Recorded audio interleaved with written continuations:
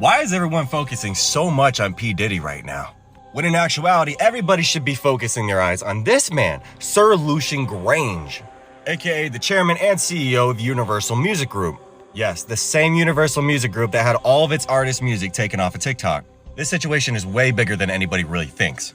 And hopefully I'll be able to open your eyes just a little bit more. And there's numerous accusations of Lucian and UMG sponsoring these parties, including from artists like J-Lo herself. It gets pretty dark. And if you really want to get deep, over 70% of the songs that just so happen to be on the Billboard 100 just last year in the last quarter of December, okay, were literally owned by Universal Music Group people.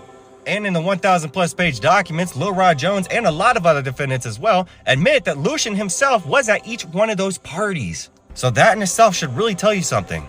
And did you know, across the course of Lucian's career, Grange has worked with the likes of ABBA, Drake, Elton John, Jay-Z, Katy Perry, Queen, Rihanna, The Rolling Stones, Sam Smith, U2, and Amy Winehouse. Oh, and ironically, Grange is a Sir by virtue of being knighted by the Queen of England in 2006 for services to British business and inward investment, as well as his accomplishments in the music industry. And was in the process of acquiring EMI from Citigroup back in 2011 and was completed in September 2012, with UMG buying the British major record company for $1.9 billion.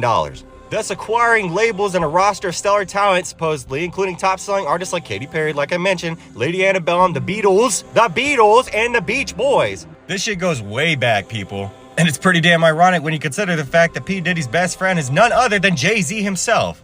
And is anybody actually aware of the controversy that lies behind Jay-Z's name?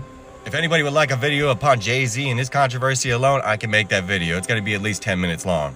Because boy, let me tell you, there's even allegations that go back to Tupac and Biggie. And isn't it ironic that Diddy's name has been heavily surrounded around these cases for so many years? This is for entertainment purposes only, by the way, so I don't get a violation. And then people like Eminem make a mockery of the situation by saying he did it at the end of his diss track. Oh, and isn't it just ironic that Eminem, aka Marshall Mathers, just so happened to be on that list? I'm sure we all know about the list that I'm talking about. Well, the supposed list, that is. Regardless, people only refuse to acknowledge those names going to that island in the beginning because it doesn't seem realistic. And the only reason that it doesn't seem realistic is because the entertainment industry has convinced you otherwise. Does anybody actually understand what music is, what frequencies are, what they do to your brain? You know that really annoying ass song that you just can't get the fuck out of your head? Frequencies, people. Everything around us contains a certain frequency. And if you align your mind with certain frequencies, your brain waves shift. They're altered, sometimes to calm you, sometimes to irritate you. Our perception of our realities around us daily might or might not be false. The aspects that have been hidden behind our supposed leader's veil of lies for so long are much more vast than anybody would actually like to believe. And there's a reason that we're all confined inside of this infrastructural society. There's a reason why so many of us give into entertainment so willingly. We have obviously become mindless consumers that value everybody else's opinions more than ours, thus not allowing ourselves to think outside the box, which is kind of something that they told you from the very beginning of our failing education system that they wanted. They wanted workers and not thinkers. And now here we are, stuck working. Just like Diddy, he was a worker, he was a pawn, and Diddy, I guarantee, will be the fall man.